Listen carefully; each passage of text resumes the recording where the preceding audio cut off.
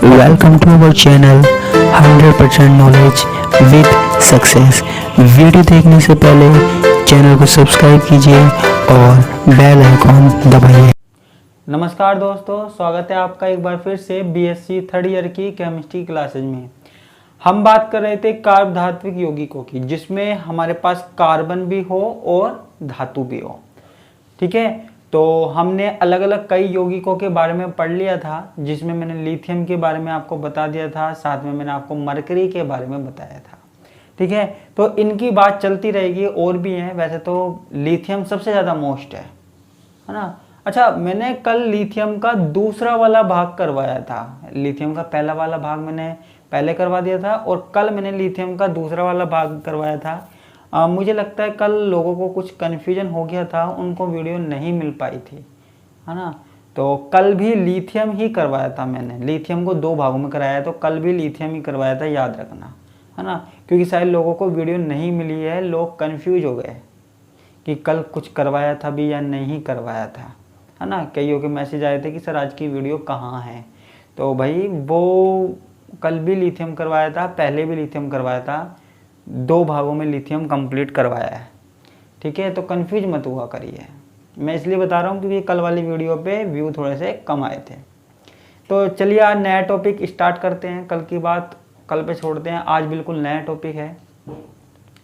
आज हमारा जो टॉपिक है वो है धात्विक कार्बोनिल।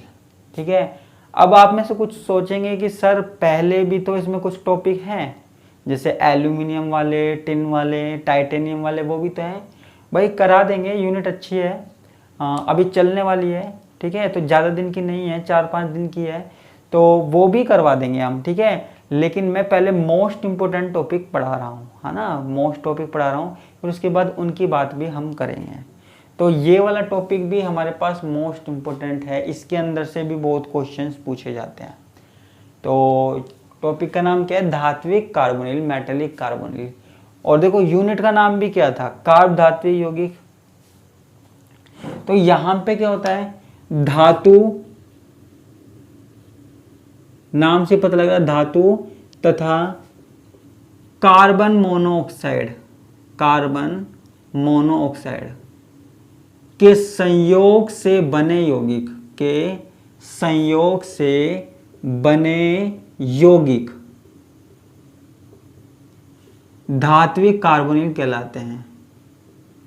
धात्विक कार्बोनिल कहलाते हैं। ठीक है, आपको तो सिर्फ इतनी सी बात याद रखनी है, जिसमें धातु हो और कार्बोनिल समूह हो। देखो धातु है, जैसे मान लीजिए हमारे पास है निकिल, और साथ में जुड़ा हुआ है कार्बोनिल समूह 4। देखो कार्बोनिल समूह भी कार्बन है, हमको सिर्फ कार्बन की बात करनी है, इसलिए कार्बोनिल समूह भी है। कार्बनिक समूह का मतलब सिर्फ ये नहीं होता कि आपने CH4 जोड़ दिया, C2H5 जोड़ दिया, C6H5 जोड़ दिया, ये नहीं होता। कार्बनिक समूह में कार्बोनिल समूह भी आता है, क्योंकि इसमें भी हमारे पास क्या है? कार्बन है। ठीक है, तो इसकी भी बात हमें करनी है। तो ये हमारे पास अच्छा टॉपिक हो जाता है, एग्जाम के लिए बहुत बार पूछा गया है, इसके अंदर से भी क्वेश्चन पूछे गए हैं। तो सबसे पहली बात तो आपको यही याद रखनी है, धातु तथा कार्बन मोनोऑक्साइड के संयोग से बने यौगिक धात्विक कार्बोनिल कहलाते हैं। ठीक है, जैसे मैंने आपको एग्जाम्पल दे दिया, टेट्रा कार्बोनिल निकिल। और इनके जो नामकरण है, नामकरण भी मैंने आपको पढ़ाए हुए हैं। नामकरण सेकेंड ईयर में है इनके। ठीक है, सेकेंड ईयर में आपने पढ़े होंगे, लेकिन कोई बात नहीं, थोड़ा बहुत तो हम यहाँ पे भी देख लेंगे। अब देखो मैंने यहाँ पे क्या करता हूँ? वर्गीकरण करता हूँ, वर्गीकरण या क्लासिफिकेशन, वर्गीकरण या क्लासिफिकेशन। देखो जो हमारे पास धात्विक कार्बोनिल है ना, धात्विक कार्बोनिल, उनको हम अलग अलग भागों में बांट सकते हैं, उनको हम अलग अलग भागों में बांट सकते हैं। धात्विक कार्बोनिल को हम अलग अलग भागों में बांट सकते हैं। आप कहोगे कौन कौन से? तो एक नाभिकीय कार्बोनिल। ठीक है, कौन कौन से भागों में बांट सकते हो?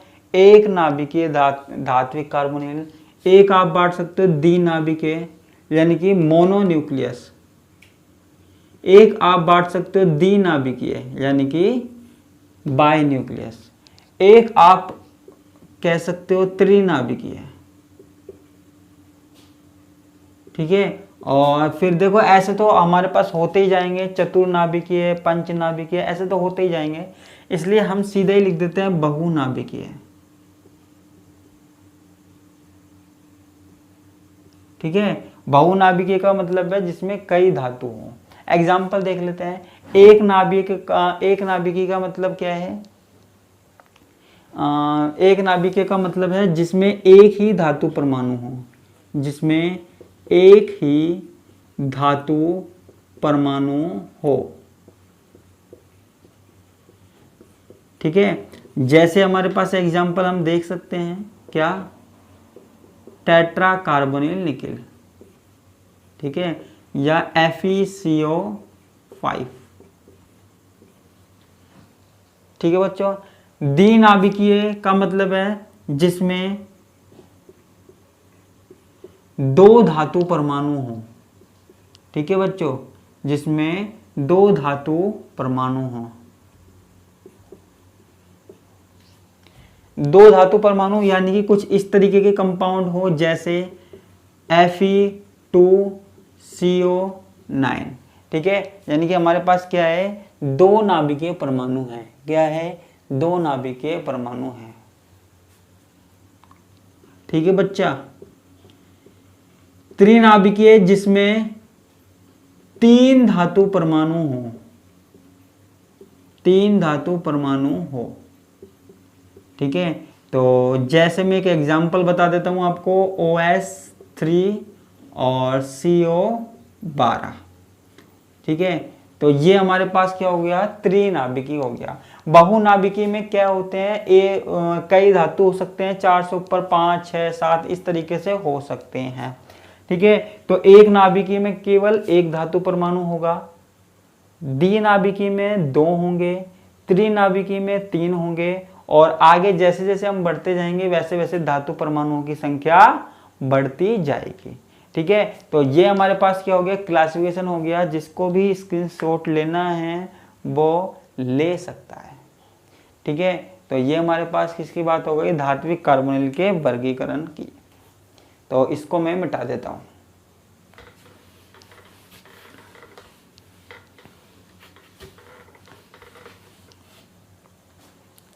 अब हमारे पास बात आती है जो हमेशा से चली आ रही है, ये कौन सी? बनाने की विधि। बनाने की विधि। आज तक हमें पता ही नहीं लगा केमिस्ट्री हमें बना रही है या हम केमिस्ट्री को बना रहे हैं। शुरू से ऐसे चल रहा है, मुझे भी नहीं पता लगा केमिस्ट्री हमें बना रही है क्या हम केमिस्ट्री को बना रहे हैं। कोई बात नहीं, देखते हैं। देखो, धात्विक कार्बोनिल को बनाने की विधि की बात हम कर रहे हैं यहाँ पे। ठीक है, कि कैसे कैसे बनाया जाता है। ठीक है, तो पहली जो विधि है वो है धातु व कार्बन मोनोऑक्साइड के सीधे संयोग द्वारा।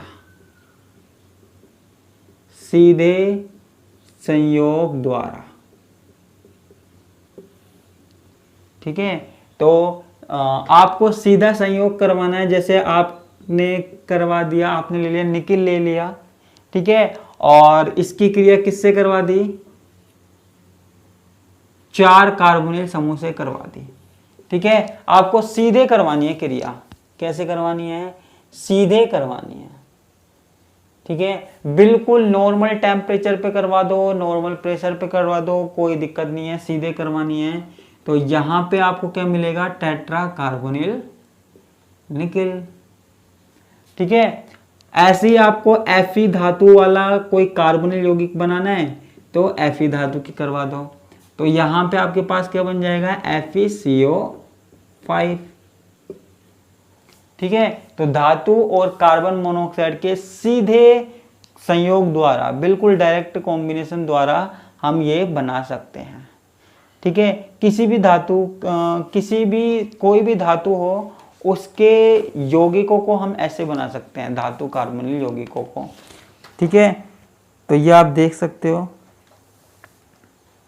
लेकिन देखो, ये वाली जो रिएक्शन करवाई है ना मैं, दूसरी वाली, ठीक है, ये हमारे पास 200 डिग्री सेल्सियस पे होती है लगभग, और 100 एटमॉस्फेरिक प्रेशर पे होती है। ठीक है, तो 100 वायुमंडलीय दाब पर होती है। इतनी सी आपको याद रखनी है। ठीक है, बाकी और तो सिंपल से तरीके से हो जाती है। तो इसमें लिखना भी हो तो आप सीधा लिख सकते हो कि धातु और कार्बन मोनोऑक्साइड के सीधे संयोग द्वारा हम क्या बना सकते हैं, धात्विक कार्बोनिल बना सकते हैं। नाम तो देखो इसका क्या होगा, 4 कार्बोनिल समूह है तो इसको क्या बोलेंगे, टेट्रा कार्बोनिल, है ना, और निकिल। इसमें 5 समूह है तो इसको क्या बोलेंगे, ठीक है, पेंटा कार्बोनिल आयरन, या फिर आयरन पेंटा कार्बोनिल, क्या बोलते हैं, आयरन पेंटा कार्बोनिल, पेंटा कार्बोनिल।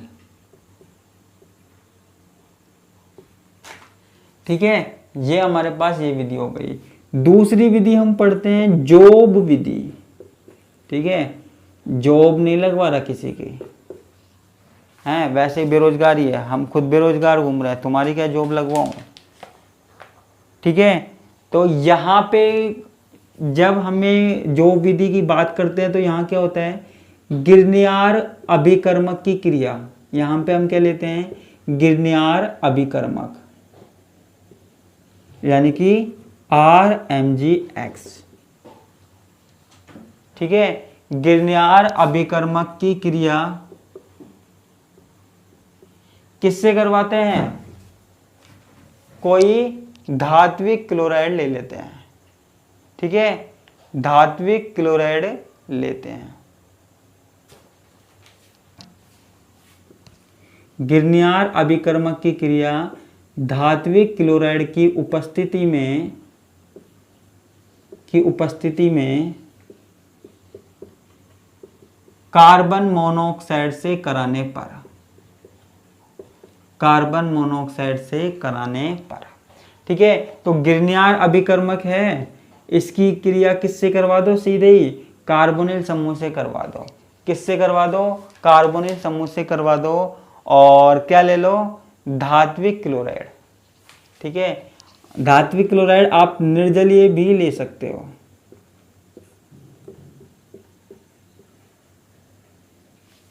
ठीक है, तो यहां पे आप धात्विक क्लोराइड ले सकते हो। ठीक है, जितने भी धात्विक क्लोराइड लेना चाहो। अच्छा, मैं इसको CrCl3 कर सकता हूं, है ना। यहां पे मैंने कितने कार्बोनिल समूह ले लिए, 6 कार्बोनिल समूह ले लिए।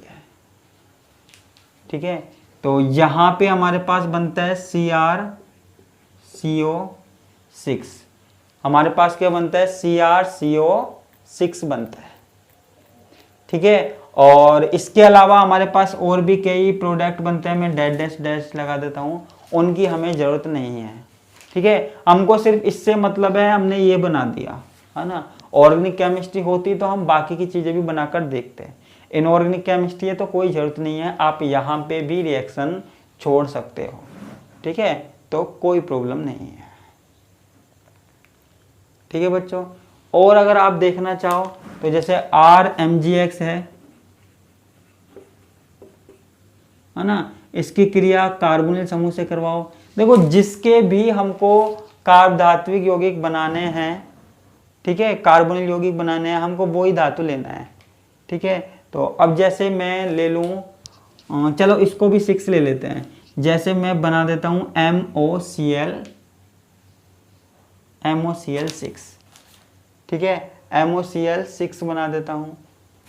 चलो देखो, जितनी भी रिएक्शन है ना हमारे पास, जितनी भी रिएक्शन है सारी इसी तरीके से होगी, कोई भी कंप्लीट नहीं है। ठीक है, बुक में भी अगर आप देखोगे तो सिर्फ ये करके आपको ये रिएक्शन दी गई है ना, क्योंकि यहाँ पे आगे बनने वाले प्रोडक्ट की कोई महत्ता नहीं है, कोई महत्वपूर्णता नहीं है, इसलिए उन्हें आगे नहीं दिखाया गया। तो अगर आप एक रिएक्शन भी देख लो ना तो कोई फर्क नहीं पड़ता, तो एक रिएक्शन से भी काम चल सकता है। तो मैं यहाँ पे सिर्फ एक रिएक्शन ही बता देता हूँ, आगे जरूरत नहीं है। ठीक है, तो यहाँ पे जो भी आपको बनाना हो ना, जैसे मोलिब्डेनम का बनाना हो तो मोलिब्डेनम, टंगस्टन का बनाना हो तो टंगस्टन, वो ही हमारे पास क्लोराइड ले लेते हैं। ठीक है, उसके यही हमारे पास क्या है, जॉब विधि है। ठीक है, तो इसमें कोई जॉब तो लगी नहीं, सिर्फ विधि का नाम है। ठीक है बच्चों, अब ये हो गई विधि, इसको मैं मिटा देता हूं। देखो कोई स्पेशल विधि नहीं पूछेगा, ऑर्गेनिक केमिस्ट्री की तरह कोई स्पेशल विधि नहीं पूछेगा, सिर्फ आपसे ये पूछेगा शॉर्ट नोट के बारे में पूछेगा इसमें, कि इसके ऊपर शॉर्ट नोट बताइए। ठीक है, एक दो विधि और देख लेते हैं। जैसे हमारे पास कुछ यौगिक है, जैसे ओस्मियम O4 है, ठीक है, तो इसको उच्च दाब पर करवाते हैं। मान लीजिए इसकी क्रिया मैंने करवाई कार्बन मोनोऑक्साइड से 100 डिग्री सेल्सियस और 50 एटमॉस्फेरिक फेरिक प्रेशर पे। ठीक है, तो जब मैं इसकी क्रिया किससे करवाऊंगा, ओस्मियम से करवाऊंगा और कार्बन मोनोऑक्साइड से करवाऊंगा। ठीक है, तो आपको क्या मिलेगा, यहाँ पे आपको मिलेगा OSCO5 मिलेगा। ठीक है, OSCO5 मिलेगा।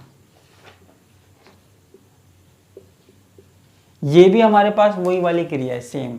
कौन सी वाली, ये हमारे पास सेम वही वाली क्रिया है जो सीधा मेथड के द्वारा थी। ठीक है, सीधा मेथड के द्वारा थी, वही हमारे पास रिएक्शन है। तो इसमें ऐसे कोई बैलेंस किया नहीं है, आप ये मत सोचना सर ने बैलेंस किया है नहीं किया, कोई रिएक्शन बैलेंस हो रही है, तो यहाँ पे ऐसी कोई ज़रूरत नहीं है। इनऑर्गेनिक केमिस्ट्री पढ़ रहे हैं तो बैलेंस नहीं भी करो तो आपको चल जाएगा। ठीक है, तो यहाँ पे तो सिंपल सी चीज़ है, आपकी बुक में बैलेंस नहीं की हुई। ठीक है, तो अब हम आगे की बात करते हैं, इसके कुछ गुण के बारे में बात कर लेते हैं। इसके कुछ गुण के बारे में हम बात कर लेते हैं, प्रॉपर्टीज के बारे में बात कर लेते हैं कि ये कैसा होता है कैसा नहीं होता है। ठीक है बच्चों, तो देखो गुण के बारे में अगर बात करें तो पहला गुण जो निकिल है, आयरन है, रुथेनियम है, ठीक है, ये इस तरीके के यौगिक, ओस्मियम है, के कार्बोनिल क्या होते हैं, के कार्बोनिल द्रव होते हैं। निकिल, आयरन, रुथेनियम, ओस्मियम के कार्बोनिल क्या होते हैं, द्रव होते हैं। ठीक है, जबकि शेष जितने भी धात्विक कार्बोनिल होते हैं, कार्बोनिल वो क्या होते हैं, ठोस होते हैं। ठीक है, देखो बच्चों जब मैं साइड में हूं ना तो आप है ना उतार लिया करो, क्योंकि बोर्ड क्या है छोटा सा है तो मुझे साइड में होना पड़ता है ताकि आपको पूरा दिख सके। ठीक है, दूसरा इसका जो गुण है वो है ये सहसंयोजक प्रकृति के होते हैं। ठीक है, सहसंयोजक प्रकृति के होते हैं। सहसंयोजक प्रकृति के होते हैं मतलब अतः जल में अविलय होते हैं, जल में अविलय होते हैं। जल में अविलय होते हैं यानी कि कोई अध्रुवीय विलायक होगा उसमें विलय होते हैं। CCl4 में विलय होते हैं, CCl4 विलायक में विलय होते हैं। ठीक है, सहसंयोजक प्रकृति के होते हैं, अतः जल में अविलय होते हैं। ठीक है, अगर किसी धात्विक कार्बोनिल को गर्म किया जाए, अगर किसी धात्विक कार्बोनिल को गर्म किया जाए, हीट दी जाए, जैसे मान लीजिए ये है, इसको हमने गर्म किया तो गर्म करने पर धातु तो अलग हो जाता है और कार्बोनिल समूह अलग हो जाता है। ठीक है, अगर हम इसको गर्म करें तो धातु अलग हो जाता है और कार्बोनिल समूह अलग हो जाता है। ठीक है, ऐसे ही हमारे पास एक केंद्रीय कार्बोनिल यौगिकों को गर्म करने पर यौगिक गर्म करने पर बहुकेंद्रीय बनते हैं। आप कहोगे ऐसे कैसे बन जाएंगे? एक केंद्रीय कार्बोनिल यौगिक को यौगिक प्रकाशिक अपघटन है ना, इसमें इस तरीके से लिखो, प्रकाशिक अपघटन। एक केंद्रीय कार्बोनिल यौगिक का प्रकाशिक अपघटन करने पर बहुकेंद्रीय कार्बोनिल यौगिक बनते हैं, बहुकेंद्रीय कार्बोनिल यौगिक बनते हैं। ठीक है, तो आप एक केंद्रीय, जैसे आपने ले लिया FeCO5 और प्रकाशिक अपघटन करना है, प्रकाशिक अपघटन करोगे आप HNO की उपस्थिति में, तो ये आपके पास बन सकता है क्या, जैसे आपने 2 मॉलिक्यूल ले लिए तो आपके पास बन सकता है Fe2CO9, ठीक है, और एक कार्बन मोनोऑक्साइड बन सकता है Fe2CO9, ठीक है। 2 एक साथ संयुक्त हो सकते हैं, 2 Fe, ये 5 दूनी 10 है तो ये 9 और एक अलग, ठीक है। तो ये इस प्रकार हमारे पास कॉम्बिनेशन हो सकता है, कोई दिक्कत वाली बात नहीं है। तो इस प्रकार इसके बहुत सारे गुण हो सकते हैं, ठीक है। तो मैंने कुछ गुणों के बारे में बता दिया, इतना बहुत है। यहाँ पे भौतिक गुण हो गए, दो रासायनिक गुण हो गए, इतनी सी बात हमको करनी है। देखो अभी ये धात्विक कार्बोनिल वाला जो टॉपिक है वो खत्म नहीं हुआ है, इसके बारे में भी हमारे पास आगे बात चलेगी, ठीक है। तो इसलिए इसमें जुड़े रहना, और ये मोस्ट इम्पोर्टेंट टॉपिक है, और बाकी के जो टॉपिक है वो भी हम करवाएंगे, ऐसी कोई दिक्कत वाली बात नहीं है, मैंने कहा है तो करवाएंगे। तो आज की क्लास में सिर्फ इतना ही, बाकी का हम पढ़ेंगे कल की क्लास में। धन्यवाद, नमस्कार, टाटा, बाय बाय बच्चा।